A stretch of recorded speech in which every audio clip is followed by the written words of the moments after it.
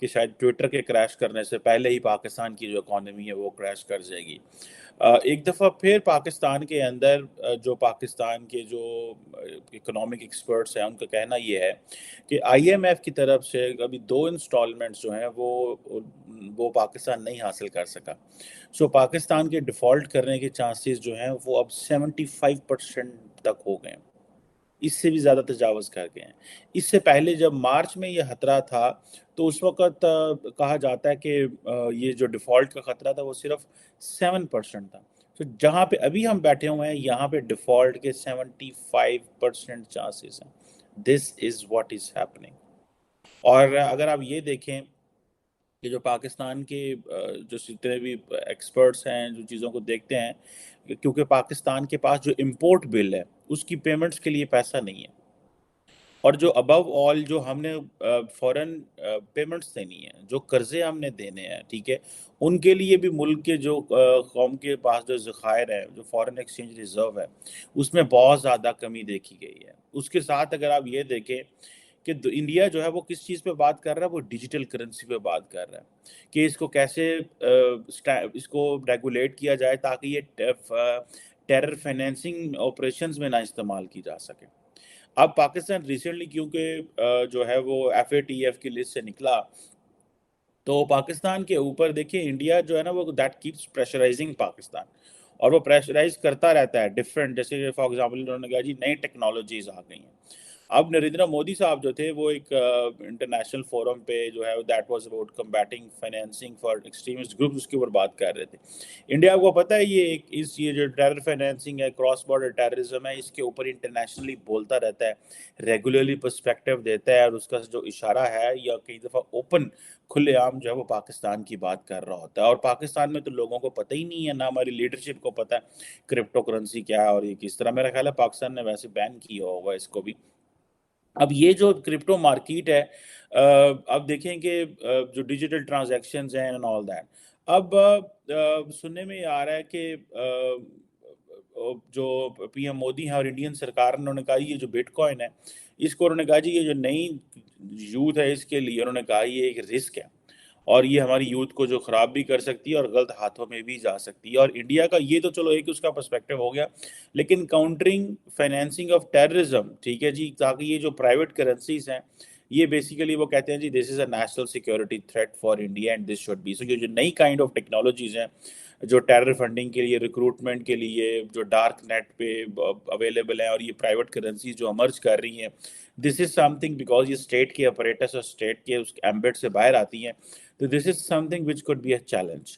सो मेरा ख्याल है कि ये ऑब्वियसली इंडिया जैसा मुल्क, इसके ऊपर what could be the internal dynamics क्या हो सकती है कि वो क्यों ये कर रहे हैं, ये क्यों इसके ऊपर इतनी ज़्यादा बहस कर रहे हैं, और क्यों इसको समझते हैं कि ये, हालांकि वो तो डिजिटाइजेशन की बात करते हैं, वो तो पूरी दुनिया में ये कहते हैं कि हमें नए जो है हमारे पास यूथ है, लेकिन वो क्यों ये जो प्राइवेट करेंसीज हैं और जो नई काइंड ऑफ टेक्नोलॉजी है इसको क्यों रेजिस्ट कर रहे हैं, इसके ऊपर एक लंबी सैर हसल बहस होनी चाहिए। और क्रिप्टो करेंसीज इंडिया के अंदर वो ये रही हैं इन्वॉल्व। अब पाकिस्तान में तो ऐसा कुछ नहीं है, हमने तो बैन कर दिया था, लेकिन अब पाकिस्तान में लोग इलीगली ये इस्तेमाल कर रहे हैं, this is what I came to know. लेकिन अब इंडिया जो है वो क्रिप्टो करेंसी की बात कर रहा है, इंडिया जो है वो इसकी न्यू काइंड ऑफ टेक्नोलॉजीज की बात कर रहा है, इंडिया बात कर रहा है कि भाई आप किधर खड़े हुए हैं, हम कह रहे हैं कि नहीं यही डूब चले, सानू बचा लो। ठीक है, अब 7% से 75% पाकिस्तान के जो आप समझें कि जो चांसेस हैं डिफ़ॉल्ट के वो बढ़ गए हैं। और जो पाकिस्तान की हुकूमत ने जो बॉन्ड जारी किए थे सरमायाकारी करने वाले, और वो बेशक इंडिविजुअल्स ने लिए या अदारों ने लिए, और जिस उन्होंने लोगों ने जिस रेट पे वो लिए, उसके भी जो है वो पेमेंट्स करने का टाइम आ गया। अब सुनने में आ रहा है कि वो जो पाकिस्तान ने शायद कोई $1 अरब के मालियत के जो 5 साल की मुद्दत के लिए जो बॉन्ड जारी किए थे, वो इस साल दिसंबर में वो मैच्योर हो रहे हैं, तो पैसे तो देने पड़ेंगे इसके बावजूद के। और जाहिर बात है खतरा जो है वो हर रोज बढ़ रहा है। और मजे की बात है इसके साथ एक मैं और बात बताऊं आपको, हम क्योंकि we are not thinking as a nation, हम बस लगे हुए हैं भेड़ चाल। अब पाकिस्तान में देखें दुनिया की आबादी जो है वो पाकिस्तान में बढ़ रही है, ठीक है जनाब। अब देखिए कि कहा जा रहा है कि पाकिस्तान दुनिया के उन 8 ममालिक में है जहां पे 2050 तक 2050 तक जो आबादी बढ़ेगी तो उसमें हिस्सा डाल सकता है, यानी कि हम दुनिया के 8 ममालिक में शामिल हैं। और पाकिस्तान के अलावा कौन से मुल्क आते हैं जनाब? कॉन्गो का नाम है, मिस्र का नाम है, इथियोपिया का नाम है, इंडिया का, नाइजीरिया का, फिलिपाइन और तंजानिया का। ये वो मुल्क हैं। हमें इस वक्त देखना यह है कि भाई हम क्या अफोर्ड कर सकते हैं। और देखिए इस वक्त पाकिस्तान जो है वो आबादी के लिहाज से दुनिया का 5वां बड़ा मुल्क है। और India and China and others जो है वो अमेरिका वगैरह हमसे आगे हैं, और इस तरह इंडोनेशिया वगैरह। अब ये जो तेजी से बढ़ती हुई आबादी है, ये एक जारी बात है हमारे लिए बड़ा चैलेंज है। पाकिस्तान में ये कहा जा रहा है कि पाकिस्तान के अंदर जो ये समझ लें कि जो रेशो है आबादी बढ़ने की, जो दुनिया में तो कम हो रही है, लेकिन पाकिस्तान में ये इजाफा महसूस किया गया है रिसेंटली भी। मेरा ख्याल है कि तकरीबन 1.9% जो है वो फर्टिलिटी रेट जो है रिकॉर्ड किया गया, आई थिंक, इस हवाले से। सो ये एक तरफ हमारी आबादी बढ़ रही है, दूसरी तरफ हमारे पास रिसोर्सेज कोई नहीं है, इंपोर्ट बिल हमारा बहुत ज़्यादा हो गया है। खाने पीने की चीज़ें हम बाहर से इंपोर्ट कर रहे हैं। हम भी कतर यूएई की तरह, अगर यूएई भी 80-90% अपनी चीज़ें इंपोर्ट कर रहा है तो हम भी इंपोर्ट करें। यही तो वो बात है कि हमें मार पड़ रही है, ना हम अपनी एग्रीकल्चर को बचा सके, ना हम अपनी इंडस्ट्री को बचा सके, ना हम जो हमारे पास जो था हम उसको बचा सके। अब ये देखें कि अगर डिफ़ॉल्ट रेट 75% हो रहा है, आबादी जो है वो इतनी हाई स्पीड से बढ़ रही है, मुल्क के अंदर अफरा तफरी। और इमरान खान साहब ने, जो मैंने अभी नया देखा, उन्होंने उन्होंने कहा जी कि 26 तारीख को रावलपिंडी इस्लामाबाद पहुंचे। लाइकली पॉसिबिलिटी है कि इमरान खान साहब GHQ जनरल हेडक्वार्टर्स के सामने कहीं धरना ही ना दे दें। ठीक है जी, उनका कोई पता नहीं है वो पाकिस्तान की फ़ौज को, तो वो पीछे पड़े हुए हैं।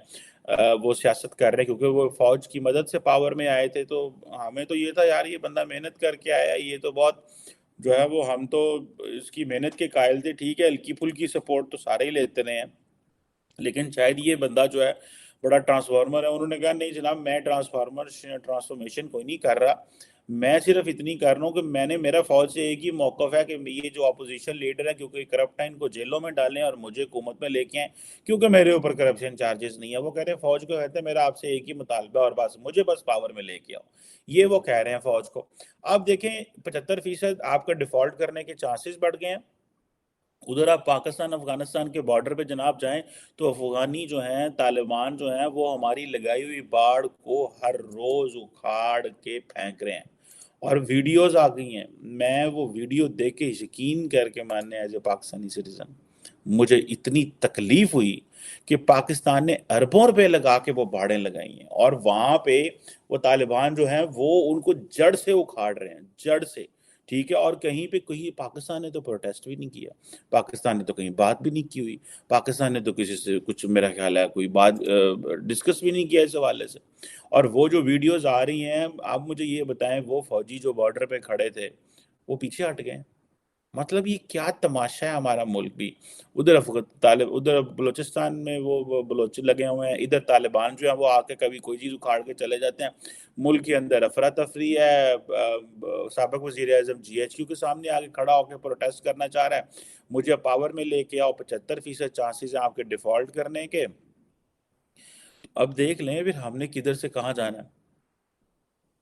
अब देखें कि पाकिस्तान जो है वो उसकी उसकी पोजीशन ये है कि हमने अगर हमारे पास $100 का हमने सूद लेना है तो हमने $32 जो है वो हुकूमत जो है वो सूद की मद में देती है। तो अब यही समझ लें कि अगर $100 अरब सूद ले लिया है तो $32 अरब तो वहीं चले जाते हैं।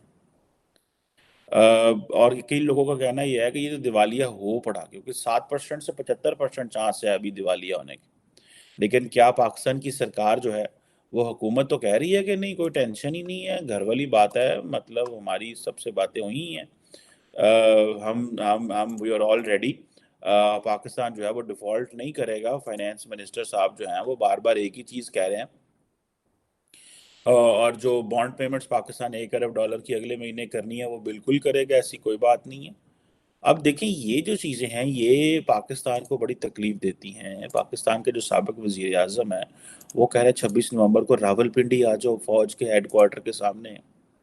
अब ये आप इमेजिन कर लें कि अगर 26 को वो रावलपिंडी आ जाता है, ठीक है, कि और आके जीएचक्यू के सामने बैठ जाता है, तो क्या मुल्क के उन्होंने कबाड़ा निकाल देना।